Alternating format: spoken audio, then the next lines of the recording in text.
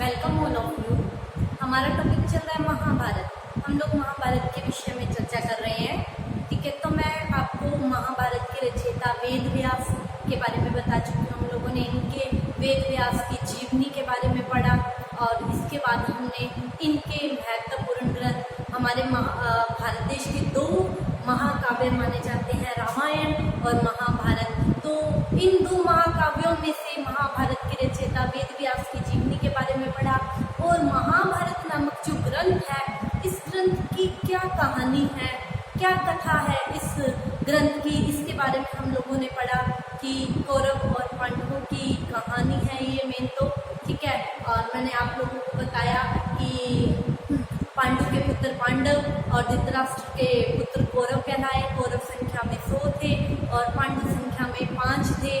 ठीक है, और इन दोनों के बीच एक ध्रुत कीड़ा चली थी जिसको हम जुआ भी कहते हैं, जिसमें क्या हो गया था, पांडु अपना राज्य सहित अपनी पत्नी को हार गए थे और उन्हें 12 वर्ष का वनवास और 1 वर्ष का अज्ञातवास मिला था।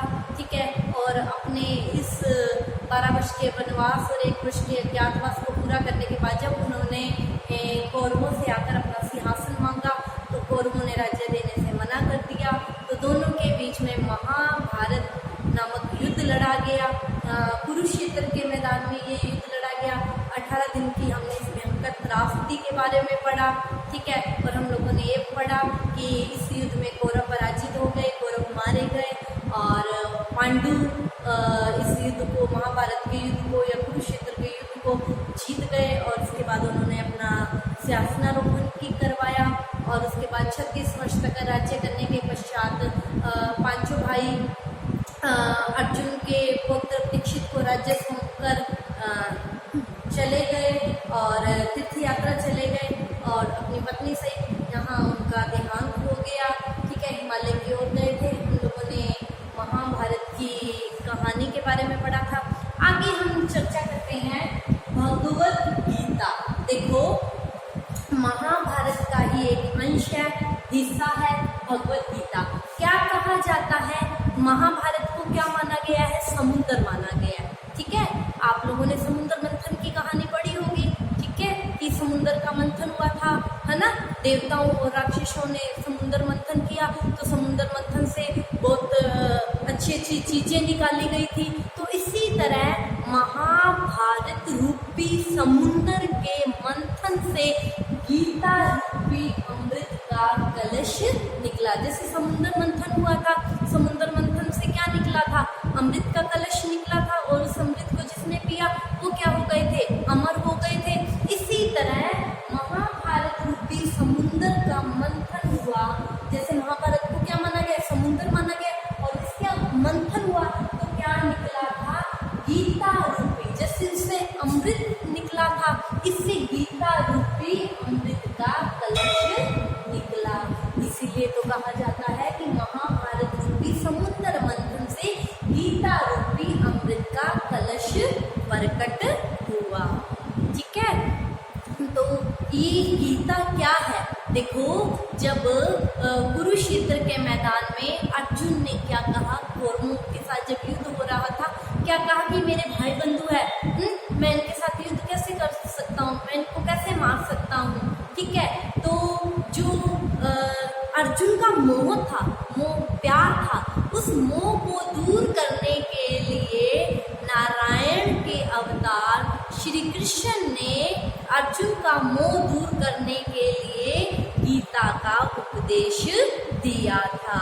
और क्या कहा था कि व्यक्ति को कर्म करते रहना चाहिए, कभी फल की इच्छा नहीं करनी चाहिए कि ये कर्म करूँगा तो मुझे ये फल मिलेगा। ठीक है, निष्काम कर्म करना चाहिए, हमेशा अपने कर्तव्य का पालन करना चाहिए, फल की ओर ध्यान नहीं देना चाहिए। अगर हम फल की ओर ध्यान ना देते हुए कर्म करते हैं, इसी को ही उन्होंने क्या कहा है, निष्काम कर्म कहा है। और इसी गीता में नारायण के अवतार श्री कृष्ण ने ज्ञान, भक्ति और कर्म की शिक्षा मानव को दी है। इसके माध्यम से, अर्जुन के माध्यम से। क्यों? क्योंकि ये उपदेश, गीता का उपदेश उन्होंने कुरुक्षेत्र के मैदान में अर्जुन को तो दिया था। ठीक है, और उन्होंने इसमें क्या कहा गया है, ज्ञान, भक्ति और कर्म करते रहने की हमें शिक्षा दी है। ठीक है, इसीलिए तो गीता ज्ञान का कोश कही जाती है, ज्ञान का खजाना कही जाती है। इसीलिए तो कहा गया है कि महाभारत रूपी समुद्र के मंथन से गीता रूपी अमृत का कलश प्रकट हुआ। ठीक है, अब हम बात करते हैं महाभारत के आदर्शों की। ठीक है, ये इसके जो पात्र हैं, पात्र मतलब इस महाभारत के जो पात्र हैं, पात्र से हम कह सकते हैं जो नायक है, नायिका है, खलनायक है, जो जिनको जो पात्र मिला है या जिन लोगों ने ये पात्र किए हैं, ठीक है, उनके आदर्शों के बारे में हम चर्चा करेंगे कि वो क्या थे। ठीक है, तो सबसे पहले आता है इसमें नारायण के अवतार श्री कृष्ण। ठीक है, नारायण का अवतार मानकर श्री कृष्ण का जो वेद व्यास जी है उन्होंने ऐसा वर्णन किया है कि उन्हें इस महाभारत का सर्वश्रेष्ठ नायक घोषित किया है। ठीक है, समझ आ गया। आगे देखो, विदुर भी महाभारत के ही एक पात्र है। महाभारत का आदर्श पात्र इन्हें माना गया है। क्यों? क्योंकि ये एक विद्वान भी थे, नीति शास्त्र भी थे और धर्म शास्त्र भी थे, और इन्होंने इस महाभारत में हमेशा ही नीति का और धर्म का साथ कभी नहीं छोड़ा, और जनमानस को यही धर्म शास्त्र और नीति शास्त्र के कदमों पर चलने की शिक्षा दी है। ठीक है, समझ आया। इसीलिए इन्हें विदुर को श्रद्धा का पात्र माना गया है। ठीक है, अब बात आती है भीष्म पितामह। भीष्म पितामह जो किसका प्रतीक माने जाते हैं? कौरव और पांडवों के ये पितामह थे। ये धर्म और न्याय का प्रतीक माने जाते हैं। धर्म और न्याय का प्रतीक होने के बावजूद भी ये अपनी प्रतिज्ञा के कारण इन्होंने प्रतिज्ञा ली थी कि मैं आजीवन विवाह नहीं करूँगा। ठीक है, तो इनकी इस दृढ़ प्रतिज्ञा के कारण, विषम प्रतिज्ञा के कारण ये भीष्म कहलाए, इसीलिए इन्हें भीष्म पितामह कहा जाता है। इसी विषम प्रतिज्ञा के कारण हस्तिनापुर के ये राज सिंहासन से जुड़े रहे। वैसे तो इन्हें धर्म और न्याय का प्रतीक माना गया, लेकिन इन्होंने अपने जीवन में प्रतिज्ञा की थी कि मैं आजीवन विवाह नहीं करूँगा और मैं हमेशा ही हस्तिनापुर की रक्षा करूँगा। तो अपनी इसी प्रतिज्ञा के कारण ये जानते थे कि जो दुर्योधन है वो अधर्म का प्रतीक है और युधिष्ठिर किसका प्रतीक है? धर्म का। कौरव क्या है? अधर्म का प्रतीक है, जबकि पांडु क्या है? धर्म का प्रतीक है। लेकिन अपनी इसी प्रतिज्ञा के कारण उन्होंने अन्याय के प्रतीक कौरवों का साथ दिया।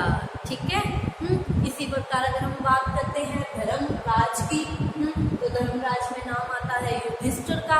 ठीक है, युधिष्ठिर ने हमेशा ही धर्म पर चलते हुए अपने कर्तव्यों का पालन किया, और यही इन पात्रों से, ये नहीं है कि ये पात्र ठीक है इसका प्रतीक थे, ये पात्र हमें जिंदगी में हमें भी वैसा बनने की शिक्षा देते हैं। हमारे सामने एक आदर्श रखा गया है इन पात्रों के माध्यम से। अब अगर बात आती है तो द्रौपदी की, ठीक है, सती सावित्री पवित्र नारी के रूप में द्रौपदी का नाम लिया जाता है। ठीक है, तो ये जो द्रौपदी का जो चरित्र महाभारत के माध्यम से हमारे सामने पेश किया है, ये हर स्त्री के लिए अनुकरणीय माना गया है कि हमें इसी आदर्श पर चलना चाहिए। ठीक है, अब देखो महाभारत को क्या कहा गया है? भारतीय ज्ञान का विश्वकोश। भारतीय ज्ञान का विश्वकोश। महाभारत क्या है? लौकिक ज्ञान का खजाना तो है ही है।